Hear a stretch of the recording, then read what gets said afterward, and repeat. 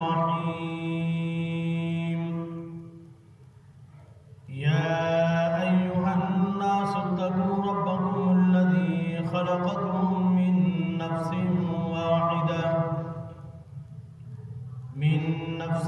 واحدة وخلق منها زوجها وبث منهما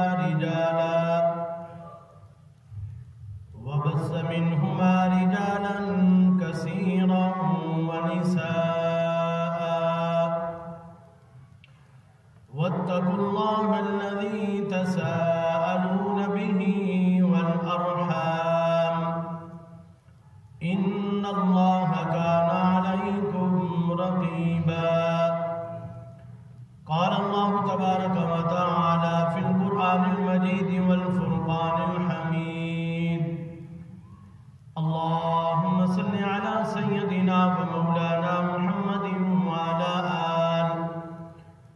وعلى آل سيدنا ومولانا محمد وبارك وسلم. يا رب صل وسلم دائما أبدا على حبيبك خير الخلق كلهم. ہر قسم کی تعریفات تحمیدات اللہ رب العزت کے لیے ہے.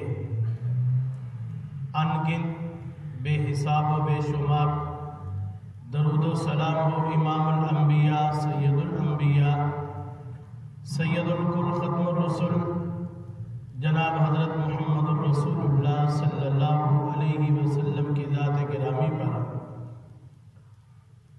آج کے جمعۃ المبارک کے خطبے کا عنوان بیوی کے حقوق اور اس کی حیثیت کی پہلی قسط. دعا فرمائے اللہ رب العزت میرا شرح صدر فرمائے.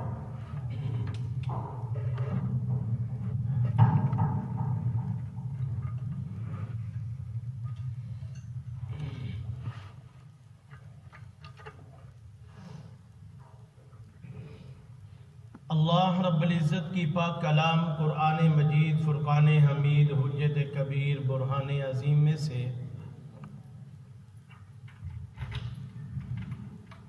سورۃ نساء کی ابتدائی ایک آیات کریمہ کا کچھ حصہ تلاوت کیا ہے.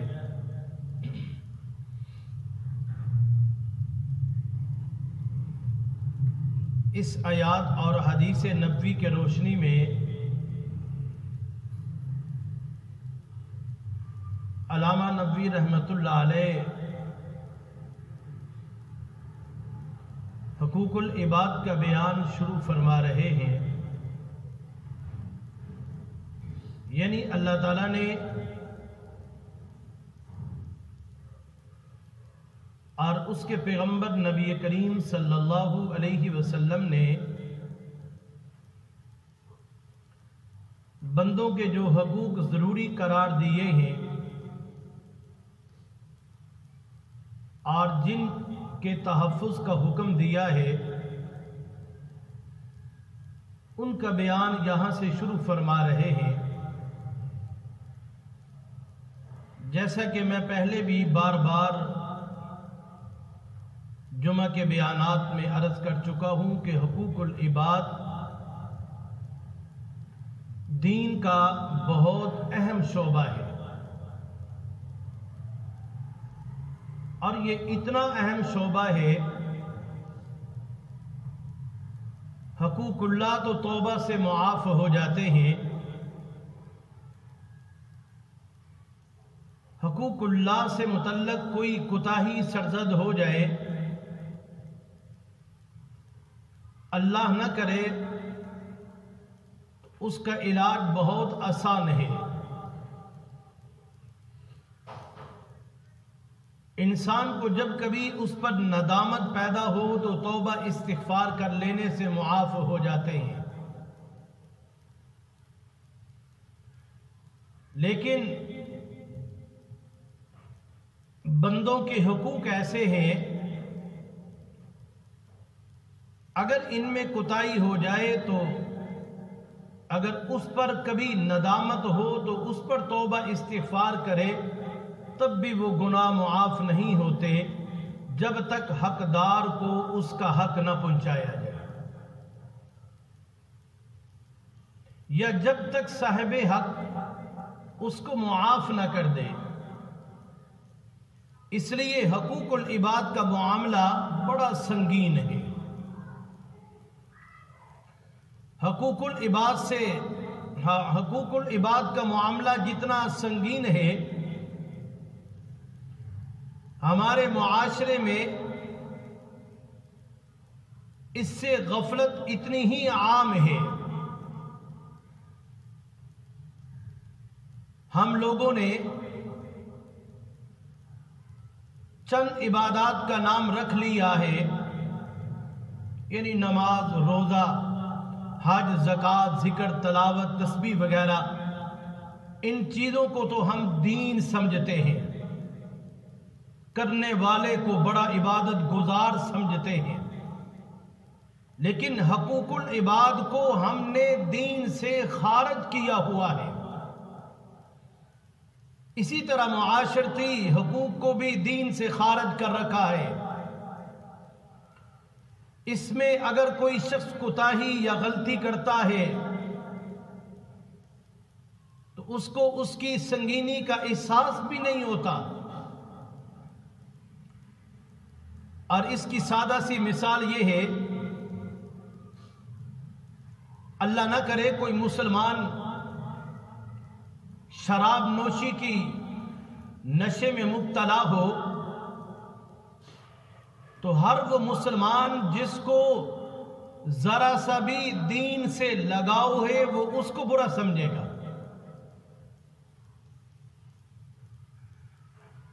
اور خود وہ شخص بھی اپنے فعل پر نادم ہوتا ہے، شرمندگی ہوتی ہے، میں یہ ایک گناہ کر رہا ہوں، گناہ کا کام کر رہا ہوں.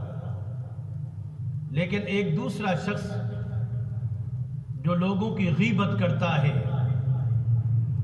اس غیبت کرنے والے کو معاشرے میں شراب پینے والے کے برابر بھی نہیں سمجھا جاتا،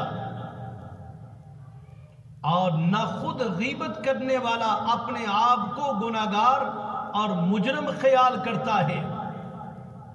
حالانکہ گناہ کے اعتبار سے شراب پینا جتنا بڑا گناہ ہے، غیبت کرنا بھی اتنا ہی بڑا گناہ ہے. دونوں گناہ برابر ہیں، غیبت کرنا اور شراب پینا. بلکہ غیبت اس لحاظ سے شراب پینے سے بھی زیادہ سنگین ہے کہ غیبت کا تعلق حقوق العباد کے ساتھ ہے، اس لحاظ سے بھی زیادہ سنگین ہے. اور قرآن کریم میں اللہ تعالیٰ نے اس کی ایسی مثال دی کہ دوسرے گناہوں کی ایسی مثال نہیں دی. فرمایا غیبت کرنے والا ایسا ہے جیسے مردہ بہائی کا گوشت کھانے والا. لیکن اتنی سنگینی کے باوجود یہ گناہ معاشرے میں عام ہو گیا ہے. شاید ہی کوئی مجلس اس گناہ سے خالی ہوتی ہو اور پھر اس کو برا بھی نہیں سمجھا جاتا، گویا کہ دین کا اس سے کوئی تعلق نہیں. غیبت کرنے والا یہی سمجھتا ہے. بہت بڑے بزرگ حضرت مولانا شیخ ڈاکٹر عبدالحی نور اللہ مرکزہ، اللہ رب العزت ان کے درجات بلند فرمائے، سب آمین کہہ دیں.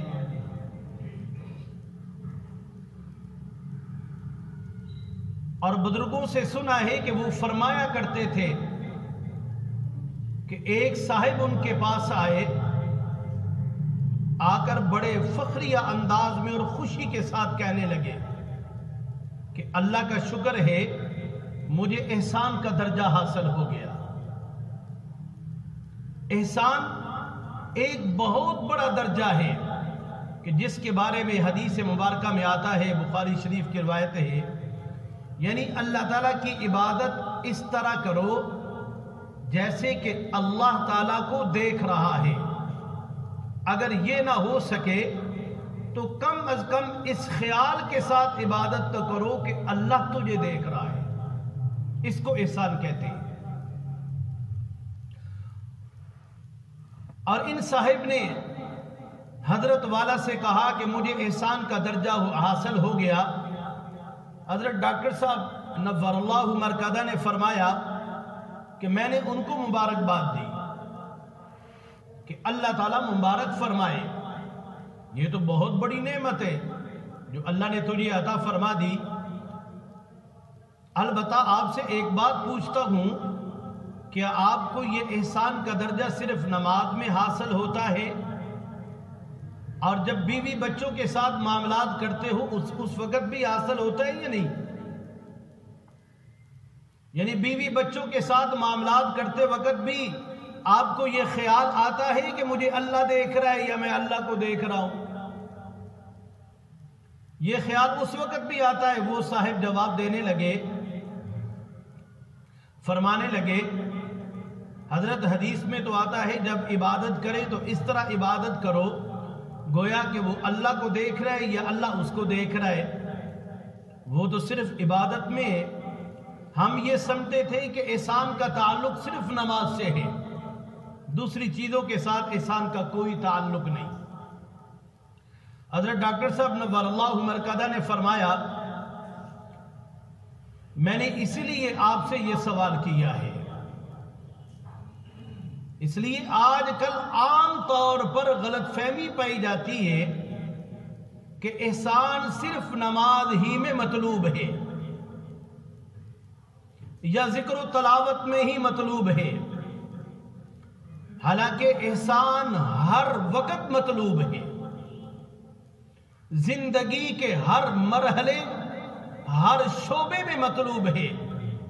دکان پر بیٹھ کر تجارت کر رہا ہے تو وہاں پر احسان مطلوب ہے، اور دل میں یہ اس کا خیال ہونا چاہیے کہ اللہ تعالیٰ مجھے دیکھ رہا ہے. جب اپنے ماتحتوں کے ساتھ معاملہ کر رہا ہے تو اس وقت بھی احسان مطلوب ہے. جب بیوی بچوں دوست احباب اور پڑوسیوں کے ساتھ معاملات کر رہا ہے تو اس وقت بھی احسان مطلوب ہے. جب نماز پڑھ رہا ہے تو اس وقت بھی احسان مطلوب ہے. لیکن احسان کا تعلق صرف نماز کے ساتھ نہیں، مسلمان کی پوری زندگی کے ساتھ تعلق ہے. اس کے معاملات، اس کے لین دین، اس کی گفتگو، اس کا اٹھنا، اس کا بیٹھنا، اس کا کھانا، اس کا پینا، اس کی خوشی، اس کی غمی، اس کی کاروبار، سب کے ساتھ احسان مطلوب ہے. اگر ہر معاملہ کرنے میں اس کو یہ استحضار ہو رہا ہے کہ مجھے اللہ دیکھ رہا ہے یا میں اللہ کو دیکھ رہا ہوں، تو پھر وہ یہ سمجھ لے کہ الحمدللہ مجھے احسان والی نعمت نصیب ہو گئی ہے. اور خوب سمجھ لیں کہ نبی کریم صلی اللہ علیہ وسلم کی تعلیم ہماری زندگی کے ہر شعبے کے ساتھ ہے. اسی واسطے سے روایت میں آتا ہے حضور اقدس صلی اللہ علیہ وسلم سے ایک خاتون کے بارے میں پوچھا گیا کہ یا رسول اللہ صلی اللہ علیہ وسلم، ایک خاتون ہے جو دن رات عبادت میں لگی رہتی ہے، نفل نماز ذکر و تلاوت بھی بہت کرتی ہے، ہر وقت اسی میں مشغول رہتی ہے، اس خاتون کے بارے میں آپ کا کیا خیال ہے؟ اس کا انجام کیسا ہوگا؟ تو آپ صلی اللہ علیہ وسلم نے صحابہ کرام سے پوچھا وہ خاتون پڑوسیوں کے ساتھ کیسا سلوک کرتی ہے؟ تو صحابہ کرام نے جواب دیا کہ پڑوسیوں کے ساتھ اس کا سلوک اچھا نہیں ہے، بد زبان ہے، بے سلوکی کرتی ہے، پڑوس کی خواتین اس سے خوش نہیں ہیں. آپ صلی اللہ علیہ وسلم نے کیا فرمایا؟ وہ خاتون جہنمی ہے. نماز بھی پڑھتی ہے، نوافل بھی ادا کرتی ہے، قرآن کی تلاوت بھی کرتی ہے، ذکر و اذکار بھی کرتی ہے، عبادات کرتی ہے، لیکن حقوق العباد کے معاملے میں سستی کرتی ہے. آپ صلی اللہ علیہ وسلم نے اس بنیاد پر اس عورت کو جہنمی قرار دے دیا. پھر ایک ایسی خاتون کے بارے میں آپ صلی اللہ علیہ وسلم سے پوچھا گیا جو نفلی عبادت تو زیادہ نہیں کرتی، صرف فرائض کا اہتمام کرتی ہے، فرائض اور واجب پر اکتفا کرتی ہے، زیادہ سے زیادہ سنت موقدہ ادا کر لیتی ہے، اس سے زیادہ نفل ذکر تلاوت بھی نہیں کرتی، مگر پڑوسیوں اور دوسرے لوگوں کے ساتھ اس کے معاملات بہت اچھے ہیں، آپ صلی اللہ علیہ وسلم نے فرمایا یہ خاتون جنتی ہے، عبادت بھی کر رہی ہے اور حقوق العباد کا بھی خیال کر رہی ہے، لیکن عبادت اس کی فرائض اور واجبات تک ہے۔ دوسری عورت فرائض و واجبات بھی ادا کرتی ہے، سنن بھی ادا کرتی ہے، نوافل بھی کرتی ہے، ذکر و تلاوت بھی کرتی ہے، تسبیح بھی کرتی ہے، لیکن لوگوں کے ساتھ اور پڑوسیوں کے ساتھ اس کے معاملات درست نہیں تھے، آپ صلی اللہ علیہ وسلم نے فرما دیے یہ خاتون جہنمی ہے۔ دوسری خاتون کے متعلق فرما رہے یہ جنتی ہے۔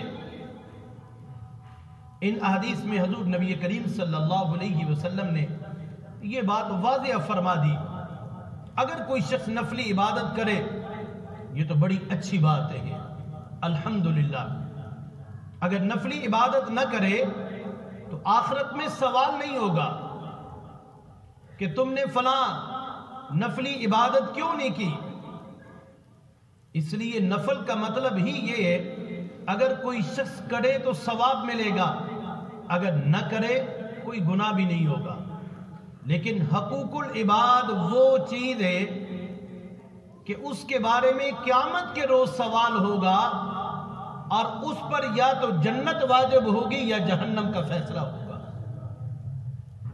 ایک حدیث میں حضور اقدس صلی اللہ علیہ وسلم نے فرمایا مفلس وہ شخص ہے جو قیامت کے روز بڑی مقدار میں نماز روزے لے کر آئے گا، لیکن دنیا میں کسی کا حق مار دیا، کسی کو برا کہہ دیا، کسی کی دل آزاری کر دی، کسی کا دل دکھا دیا، اب اس کا نتیجہ یہ ہوا جو کچھ اعمال لے کر آیا تھا کہ وہ سارے کے سارے اعمال دوسروں کو دے دیے اور دوسروں کے گناہ اپنے اوپر ڈال دیے، فرمایا کہ یہ شخص مفلس ہے۔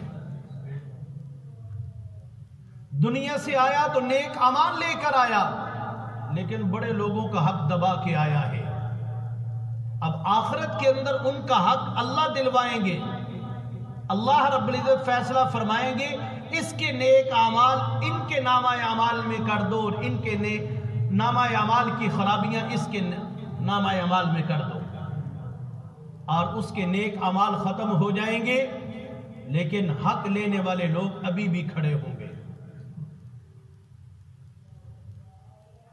اور یہ بھی پہلے عرض کر چکا ہوں کہ اسلامی فقہ میں جس میں شریعت کے احکام بیان کیے جاتے ہیں، اس کو اگر 4 برابر حصوں میں تقسیم کیا جائے، اس کا ایک حصہ عبادات کے بیان پر ہے، ایک حصہ، بقیہ 3 حصے حقوق العباد کے بیان میں ہیں،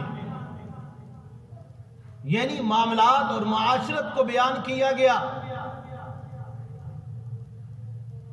اور اسی طرح طہارت، نماز، روزہ، زکوٰۃ، حج کے احکام بیان کیے گئے۔ اب اندازہ لگائیں عبادت ایک حصے میں ہے اور حقوق العباد 3 حصوں میں ہے، اس بات سے سمجھ لیجیے کہ حقوق العباد کو پورا کرنا کتنا ضروری ہے اور دین کا کتنا اہم شعبہ ہے۔ علامہ نبوی رحمت اللہ علیہ نے پہلا باب یہ بیان فرمایا، اور ان نصیحتوں کے بارے میں جو حضور اقدس صلی اللہ علیہ وسلم نے عورتوں کے حقوق سے متعلق بیان فرمائی، سب سے پہلے یہ باب اس لیے قائم فرمایا کہ سب سے زیادہ سستی اور کمزوری، سب سے زیادہ کوتاہیاں اس حق میں ہوتی ہیں جب تک اسلام نہیں آیا تھا اور جب تک نبی کریم صلی اللہ علیہ وسلم کی تعلیمات نہیں آئی تھیں، اس وقت تک عورت کو ایسی مخلوق سمجھا جاتا تھا جو معاذ اللہ گویا انسانیت سے خارج ہے، اور عورت کے ساتھ بھیڑ بکریوں جیسا سلوک کیا جاتا تھا، اور اس کو انسانیت کے حقوق دینے سے لوگ انکار کرتے تھے۔ کسی بھی معاملے میں اس کے حقوق کی پرواہ نہیں کی جاتی تھی، اور یہ سمجھا جاتا تھا کہ جیسے کسی نے اپنے گھر میں بھیڑ بکری پالی ہے، عورتوں کو ایسے پالا جاتا تھا۔ بالکل اسی طریقے سے اپنے گھر کی ایک عورت کو لا کر بٹھا دیا۔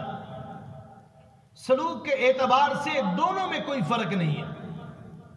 حضور اقدس صلی اللہ علیہ وسلم نے پہلی بار اس دنیا کو، جو آسمانی ہدایت سے بے خبر تھی، خواتین کے حقوق کا احساس دلایا۔ خواتین کے ساتھ حسن سلوک کرو۔ علامہ نبوی نور اللہ مرکزہ نے سب سے پہلے قرآن کریم کی ایک آیات نقل فرمائی جو اس باب میں جامع ترین آیات ہیں، اور فرمائے وَعَاشِرُوهُنَّ بِالْمَعْرُوفِ، کہ اس میں تمام مسلمانوں سے خطاب ہے کہ تم خواتین کے ساتھ نیکی کے ساتھ اچھا سلوک کر کے زندگی گزارو، اور ان کے ساتھ اچھی معاشرت برتو، ان کو تکلیف نہ پہنچاؤ۔ یہ عام ہدایت ہے۔ یہ آیات گویا اس باب کا متن اور عنوان ہے، اور حضور اقدس صلی اللہ علیہ وسلم نے اس آیات کی تشریح اپنے اقوال اور افعال سے فرمائی، اور حضور نبی کریم صلی اللہ علیہ وسلم کو خواتین کے ساتھ حسن سلوک کا اس درجہ اہتمام تھا، آپ نے فرمایا کہ تم میں سے سب سے بہترین وہ لوگ ہیں جو اپنی خواتین کے ساتھ اچھا برتاؤ کرتے ہیں،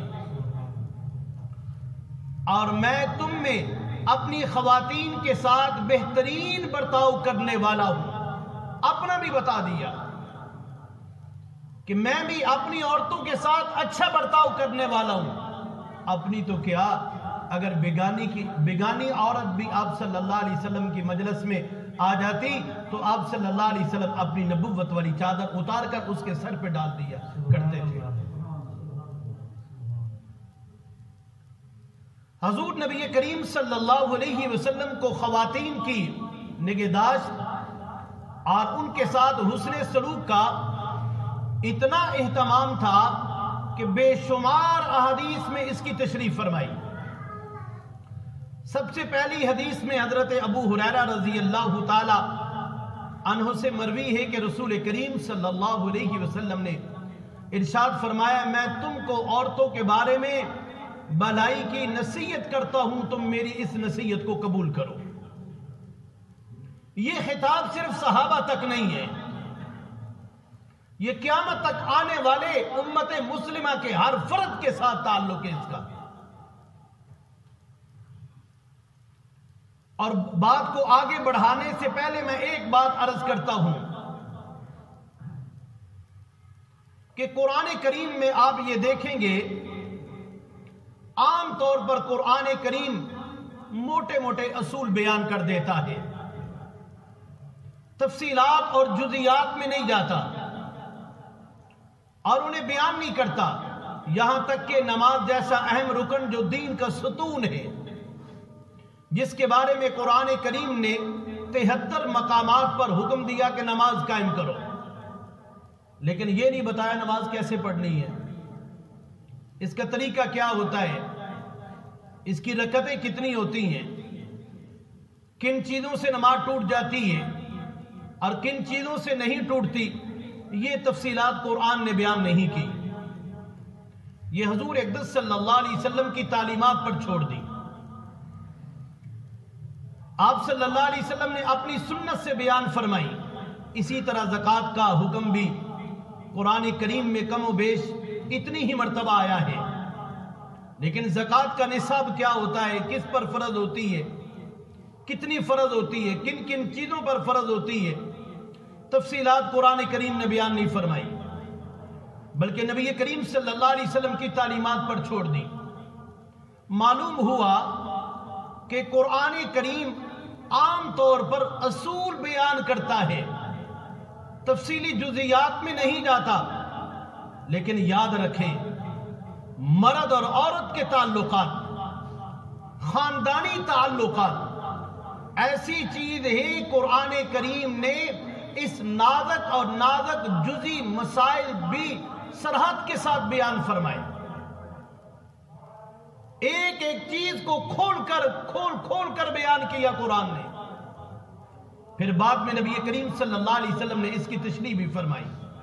اس کی کیا وجہ ہے؟ اس کی وجہ یہ ہے کہ مرد و عورت کے جو تعلقات ہیں، انسان کی جو گھر والی زندگی ہے، یہ پورے تمدن کی بنیاد ہے۔ اس پر پورے تہذیب و تمدن کی عمارت کھڑی ہوتی ہے۔ اگر مرد اور عورت کے تعلقات ٹھیک ہوں گے، خوشگوار ہوں گے، دونوں ایک دوسرے کے حقوق ادا کر رہے ہوں گے اور ان کے گھر کا نظام درست چل رہا ہوگا، گھر کا نظام درست ہونے سے اولاد درست ہوگی، اولاد کے درست ہونے سے معاشرہ سنورے گا، معاشرے کے سنورنے سے اور پوری عمارت کھڑی ہو جائے گی۔ جب ماں باپ میاں بیوی کے تعلقات ہی درست نہیں، گھر کا نظام بگڑا، اولاد اس گھر کے اندر جب نشو و نما پائے گی، تربیت پائے گی، اولاد بگڑ جائے گی، اولاد بگڑے گی۔ یہی اولاد جب معاشرے میں جائے گی، معاشرے کے اندر اپنے اثرات چھوڑے گی اور ان کے اثرات سے معاشرہ بگڑے گا۔ جب معاشرہ بگڑے گا اور معاشرے کے بگڑنے سے پوری ریاست بگڑ جاتی ہے۔ ایک ریاست کو بنانے میں صرف نعرہ لگانے سے ریاست نہیں بنتی۔ مدینہ کا نعرہ دے دینا، فلاں نعرہ دے دینا ریاست بن جائے گی، ریاست نہیں بنے گی۔ ریاست کو بنیادوں پہ کھڑا کرنا ہوتا ہے، اور اس کی بنیادیں ہر گھر ہوتا ہے، ہر گھر کے فرد اور میاں بیوی ہوتے ہیں۔ اگر ان کی تربیت ٹھیک ہوگی، ان کی تربیت کی بنیاد کی وجہ سے اولاد کی تربیت ٹھیک ہوگی، اولاد کی تربیت ٹھیک ہوگی، اولاد معاشرے میں جائے گی، معاشرہ درست ہوگا۔ جب معاشرہ درست ہوگا تو پوری ریاست درست ہو جائے گی۔ کہ دعا ہے کہ اللہ رب العزت مجھے اور آپ کو ان کہی جانے والی باتوں پہ عمل کی توفیق عطا فرمائے۔